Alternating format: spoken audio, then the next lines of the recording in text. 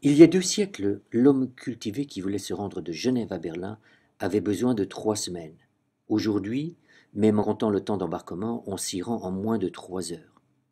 En un clic, on sait ce qui se passe à Berlin, on peut visiter les musées en ligne, fini les files d'attente, mais pour comprendre tout ce que la culture allemande nous a apporté, pour maîtriser la langue, pour saisir quelques traits de sa peinture, de sa musique ou de son architecture, nous n'avons pas gagné une seconde. Lire un texte, c'est y revenir, c'est l'apprivoiser, c'est le relire avec recul et lenteur, c'est prendre le temps de le questionner, c'est le relier à d'autres lectures. Lire un article de mathématiques, c'est prendre un crayon, c'est tenter de comprendre le passage d'une expression à l'autre, c'est se pencher sur un exemple afin de mieux saisir l'abstraction. Le travail s'inscrit donc dans la lenteur et souvent dans la répétition, à l'exact opposé du clic. Tant qu'apprivoiser une culture nécessitera un apprentissage, il faudra se confronter à cette durée et les études ont plutôt tendance à s'allonger. Cependant, nous ne sommes plus au XIXe ni même au XXe siècle. Alors pourquoi ne pas utiliser les moyens que nous avons à disposition pour aider les élèves dans cet apprentissage? Fin de ce petit préambule dont le but était, vous l'avez bien compris, de rappeler le sujet et de capter l'attention de cet auditoire invisible. Voici parmi beaucoup d'autres 3 manières d'utilisation de moyens liés à l'Internet dans le cadre d'un cours de mathématiques. Faciliter, contextualiser et ouvrir. Faciliter, c'est-à-dire déposer sur un site, ici celui du collège, tout ce dont l'élève a besoin pour suivre le cours. Programme de l'année, série d'exercices, date des travaux, énoncé d'examen et même les résultats des tests. L'élève est absent, malade, concours intercollège ou en échange, il trouvera en tout temps et en tout lieu de quoi rester en contact avec le cours. Afin qu'il ne se paye pas une honte planétaire en affichant 6 de maths, un code permet de protéger sa sphère privée, un code qui cependant peut être décrypté par les parents. À cette première utilisation basique, ajoutons une deuxième, l'utilisation de logiciels. En troisième année, les élèves sont amenés à déterminer l'équation d'une tangente à une courbe. Ils verront ainsi que la connaissance des tangentes donne des renseignements sur la courbe elle-même et permet de la reconstituer. Les courbes sont fréquentes en sciences, mais pas seulement. On les trouve dans d'autres domaines. Ici, ce surfeur ferait bien de rester sur la crête afin de ne pas boire en bouillon. Mais la plupart et les plus belles courbes se trouvent bien sûr en architecture.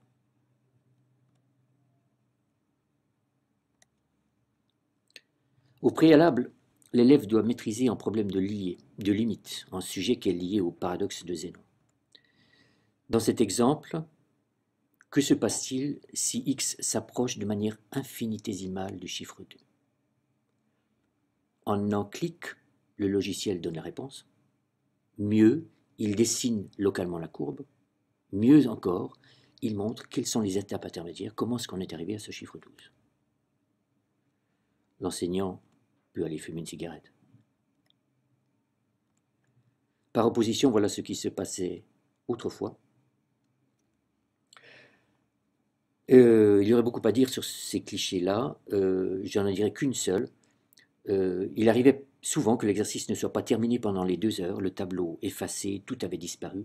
L'enseignant revenait alors à 6h30 du matin pour reconstruire cette figure et ainsi reprendre le cours là où il l'avait interrompu. Au cours de l'année, sa veste se transformait en iPad, laissant voir des traces de craie comme autant de dossiers différents. En comparaison, voilà ce qui se passe aujourd'hui, comme nous le montre la classe 305.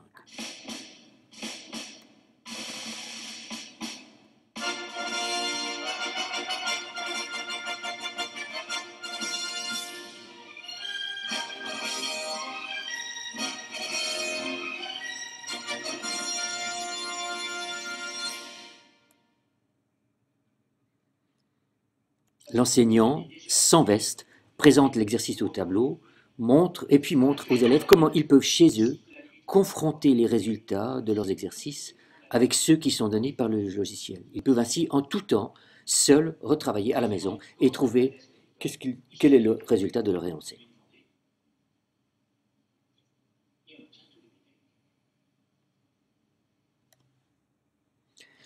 Contextualiser. Vous savez probablement que le programme de maths du collège se termine avec la Révolution française.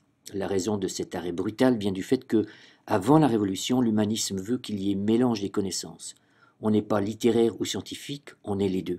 Pascal, Descartes par exemple. Et c'est la situation des élèves. Ils font un peu de maths, mais lisent aussi avec maturité les pensées de Pascal ou se passionnent pour les provinciales. Ils étudient un peu de géométrie analytique proposée par Descartes, mais déclinent également son cogito avec une belle assurance. Je suis au collège, donc j'aurai une maturité.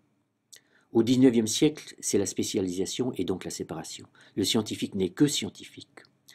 La technicité devient trop importante au XIXe pour être enseignée dans une école de type culture générale. Si bien que les élèves pensent que les mathématiques sont une langue morte et portée essentiellement par trois vieux barbus, Thalès, Euclide et Pythagore. On aimerait leur montrer que ce n'est pas le cas. Voici un exemple d'un mathématicien qui vient de recevoir la plus haute distinction mathématique, la médaille Fields. Voici d'autres élèves montrant, en voilà en quatrième qui enseigne à Genève et qui a également reçu cette distinction. Les mathématiques sont aussi féminines. On peut trouver des relations avec les films. Et voici enfin un dernier mathématicien qui a fait sa thèse à Genève, qui a également eu la plus haute récompense mathématique que l'on voit ici, recto et là verso. Oui, beaucoup de monde s'intéresse aux mathématiques. Le XIXe siècle se caractérise aussi par un transfert. La science, dit de manière un peu rapide, passe du salon à l'usine, ou de la perruque au charbon.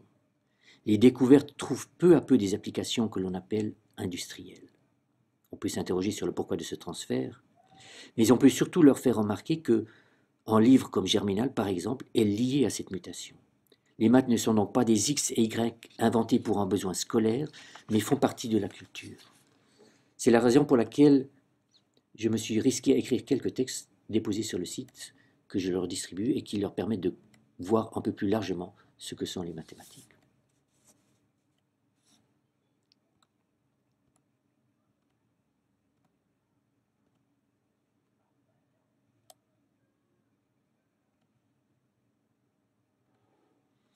Il y a des personnages importants, Euler en étant. Il fait partie de ces savants si incontournables que l'on peut dire qu'il y a un avant et un après Euler.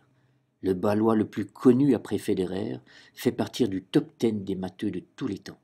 Descartes est probablement une autre grande figure, lui qui a transformé la géométrie en algèbre, permettant par ce nouveau langage de découvrir une infinité de figures insoupçonnées. Un peu comme à l'opéra où au second acte s'ouvre soudain un décor que l'on n'imaginait pas du tout au premier.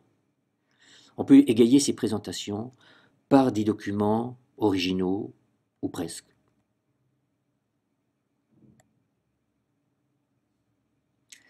À la fin d'un chapitre, après une épreuve, une échappée belle, en interlude, une fenêtre sur cour, avec Ted par exemple.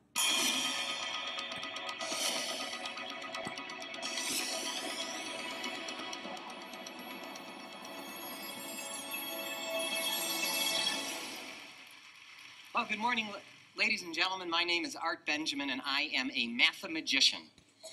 What that means is I combine my loves of math and magic to do something I call mathemagics. But before I get started, I have a quick question for the audience. 328,489? Good. Thank you very much. I hope you enjoyed mathematics. Thank you.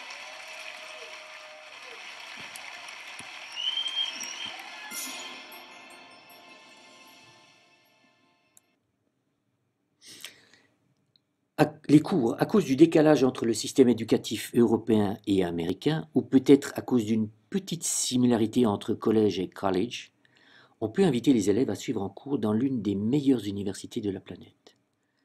Après avoir présenté une notion importante en classe, il m'arrive de faire traverser l'Atlantique aux élèves et de leur proposer durant 45 minutes de suivre le même cours au MIT, l'une des meilleures universités technologiques du monde, d'où sont sortis plus de 50 prix Nobel. L'écolage est au-dessus de 30 000 $. Ici, on l'a gratuitement. These properties, that a to the power 0 is 1, that's how we get started. And a to the power 1 is a. And of course, a squared, not surprisingly, is a times a, etc. And the general rule is that a to the x1 plus x2 is a to the x1 times a to the x2. So this is the basic rule of exponents, and L'enseignement en ligne a probablement déjà commencé. J'en veux pour preuve l'information suivante. L'EPFL a proposé récemment un cours en ligne sur la programmation donné par le professeur Martin Oderski. Un cours qui est bien sûr destiné aux personnes qui sont extérieures à l'EPFL. Combien de gens se sont inscrits pour ce cours? Plus de 20 000.